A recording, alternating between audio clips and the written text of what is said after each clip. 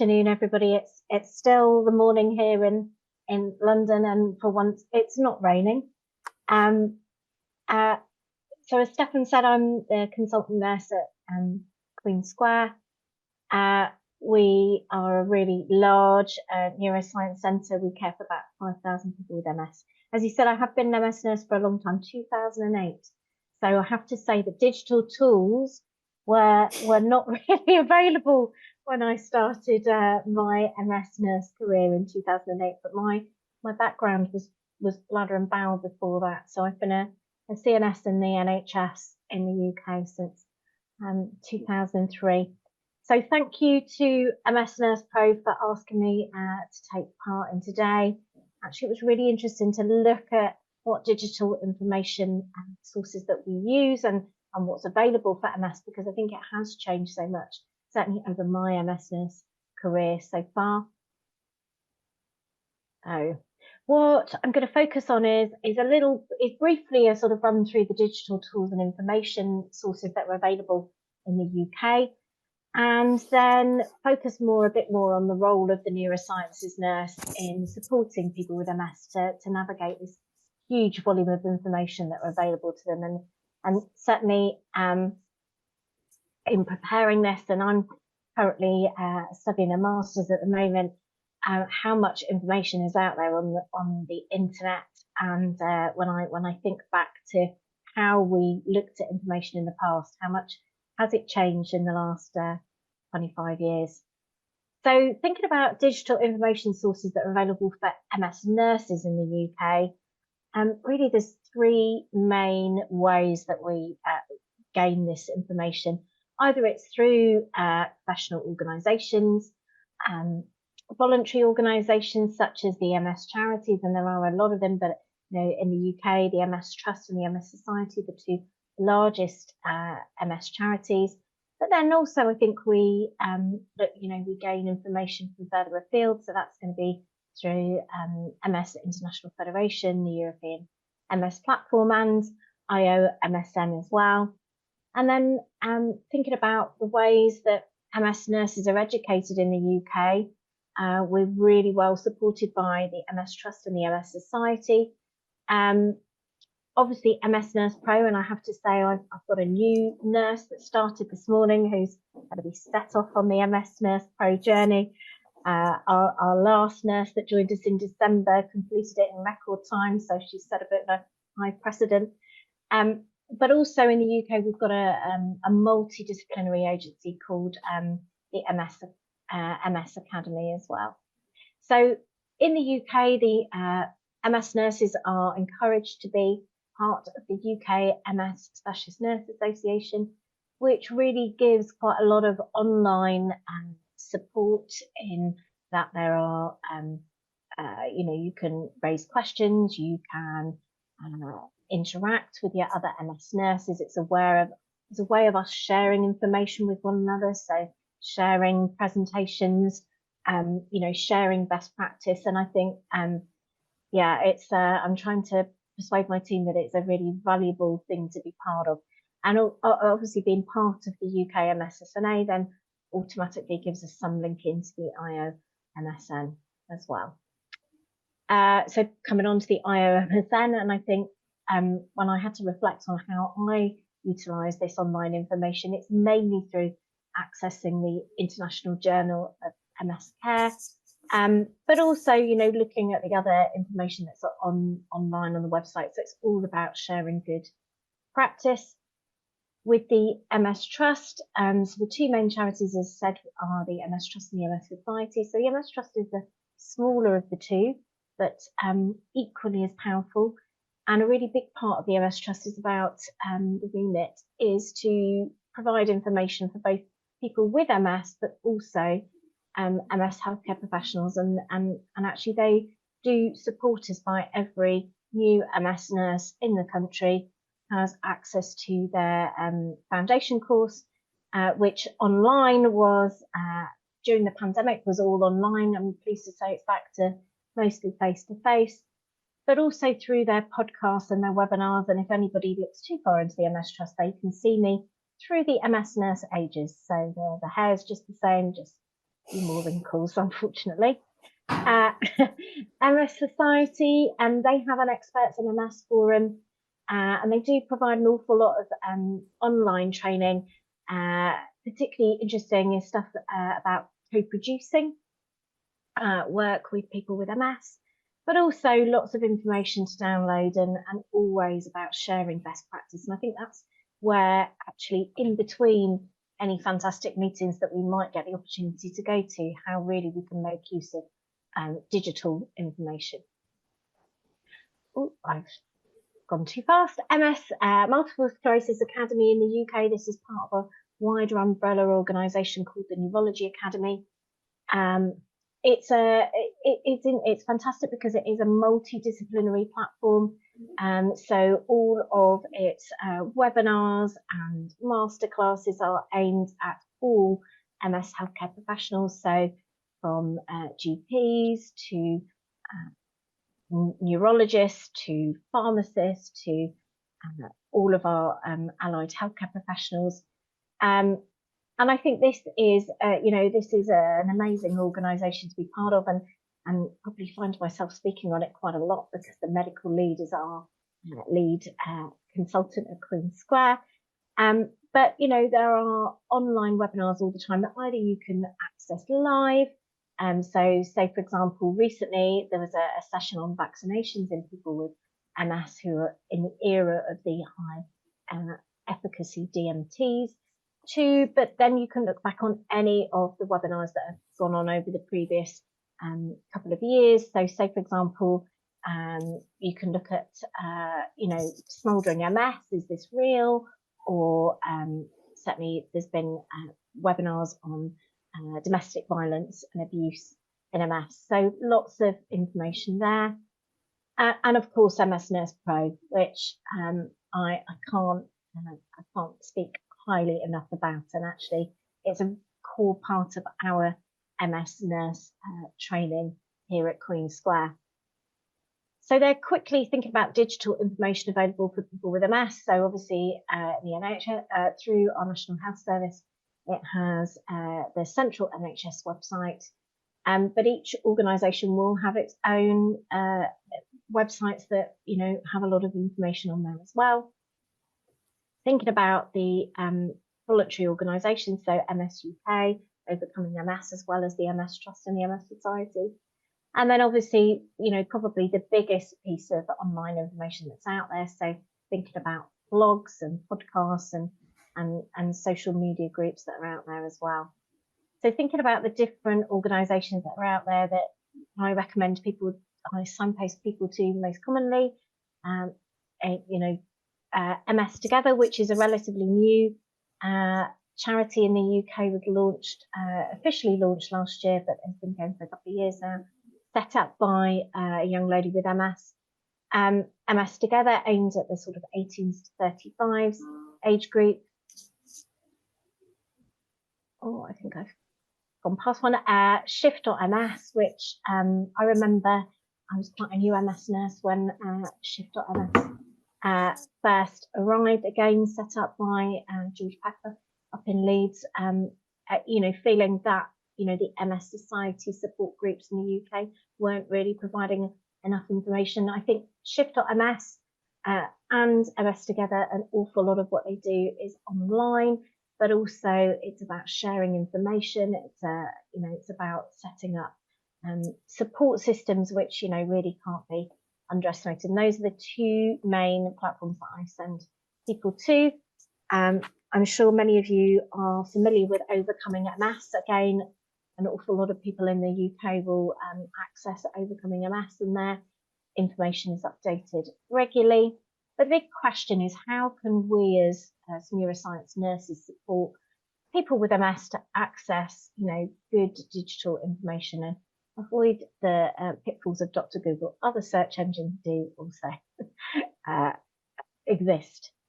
So thinking about what should we be aware of, and I think actually when I sort of did a deep dive into this, there are many papers out there about things such as health literacy, looking at people's need for information, their wants for information, and I think there's some really common themes that come out across this. So one is the fact that information seeking will change over time. You know, primarily a lot of the papers will point to the fact that people with MS will look at information probably mainly at the point of diagnosis, when there's been a change, when maybe they're contemplating treatment, but there is this concept of, you know, in the beginning that there can be maybe too much, moving to maybe too little, and the struggle with finding that right balance. That there's always going to be emotional drivers and consequences of information seeking. And I think this is where, when I look at the literature, but also I reflect back about across my MS career, actually the fact that, you know, now the biggest challenge to looking for information is being aware that there's good information and bad information, and being able to weigh up that balance, and how looking for that information is going to make you feel. The type of information sought, I think, from a lot of the papers, and I've sort of highlighted going further, you know, two key ones that I thought that were there. You know, this can be information about lifestyle choices. This can be information about disease modifying treatments. It can be looking for, you know, where is my local service? I don't think we can underestimate the power of information online now. But then, and the fourth key thing was about how we support people with MS to integrate the information that they found online with information from other sources. So thinking about information from, you know, their trusted healthcare professional. So the two papers that I picked out really to highlight today is, one is this paper from 2002, which looked at 5 studies spanning from 2008 to 2022. So I think this appealed to me because actually when I reflect back of what online information was available in 2008, not as much as there is now. And it found that between 53.8 to 82% of people with MS are using online resources. And I don't think any of us will be surprised to see that the topics that were searched were understanding the disease, lifestyle recommendations, disease modifying therapies, and novel and alternative therapies. Emma, lovely to see you online. I'm just about to quote a paper that you were involved in. And obviously it's no surprise that the characteristics are going to be of the people that mainly look at information online and maybe going to be younger and have a shorter disease duration and maybe higher educational levels. And that seems to come out quite a lot in quite a lot of the papers. And then secondly, what really spoke to me was the InfoSeek MS study from 2021. So this was done in Spain. Emma, lovely to see that you're on here. 302 people with MS, mean age of 42, 64% female, and largely patients with relapsing and remitting. And I don't think, you know, when you think about the characteristics of many of our MS caseloads, the fact that, you know, this group of people responding to the study is going to be mainly female, and in that sort of 40s age bracket, it's not going to be surprising. You know, there were some things that that made total sense to me, that there was a relationship between age and internet access. So those younger had more access to digital information through smartphones and personal computers, and through tablet devices, whereas actually people that were older maybe are more used to searching through their personal computer. That there was an effective disease duration and SDMT scores on people's ability to look out the information. What I thought was quite interesting was the fact that those with a higher quality of life, burden of symptoms, were searching for more information. And just, you know, highlighting that actually the key thing that people were looking for again were symptoms, new treatments, and healthy habits, which I think we all agree is core to how what we focus on the most in MS at the moment. But I think the bit that really struck me was actually a lot of papers have focused on the fact that people might look up information online, but they're not very good at sharing with us what they're looking at.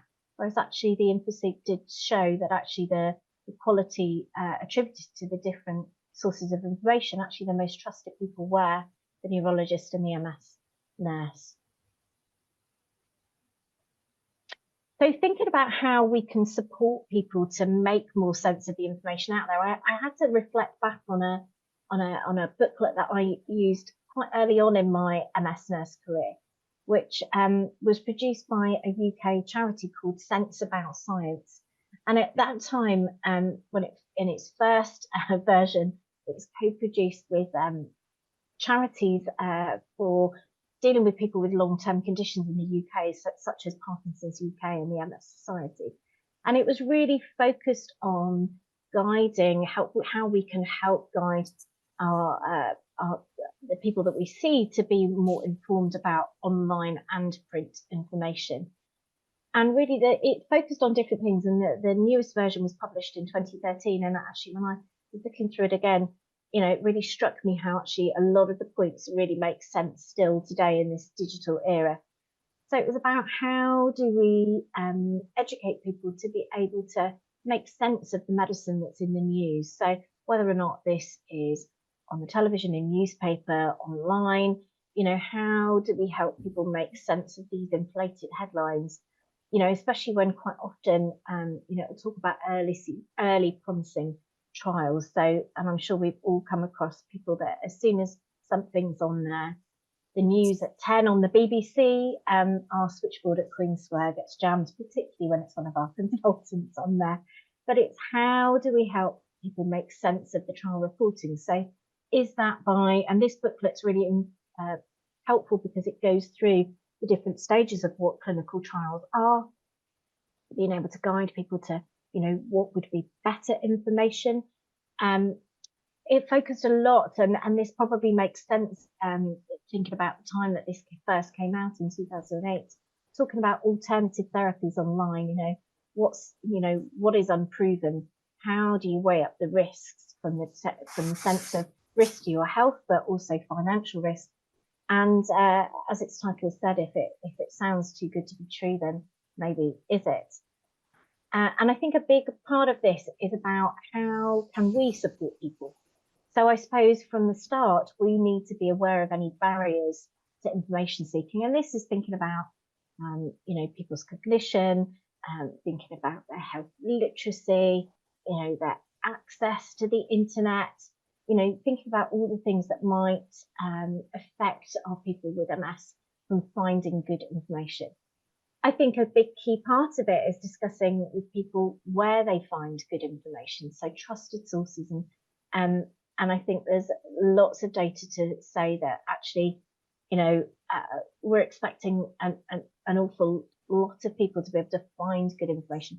We as healthcare professionals are used to evidence-based practice, and therefore we are going to be looking, for information that has got good data supporting it, that is a reputable source, that is quality information. But actually, whilst there's going to be a good proportion of people with MS who are very good in deep information searches, a lot of people are not going to have time to be able to find those good sources. So certainly in the UK, I would direct people to places like MS Trust, MS Society, whose patient information leaflets are going to be co-produced between the charity, MS healthcare professionals, and people with MS. Quite often they will do roundups of the new clinical trial data that's come out. I think it's us being aware of good sources of information, and certainly one of the MS Academy projects that was online was one of the MS nurses from Ireland looking at how they could produce a one-stop piece of information that guided people with MS to all the really good information sources available to them in Ireland. I think it's us being able to signpost people effectively, but I think it's also us being open to discussing any information found. And I think that was the thing that struck me the most from, really looking at this in depth, was actually how many papers talked about the fact that people might look up information, but they might not always feel comfortable talking to us about it. And I think that's really where our key bit to support people with MS is.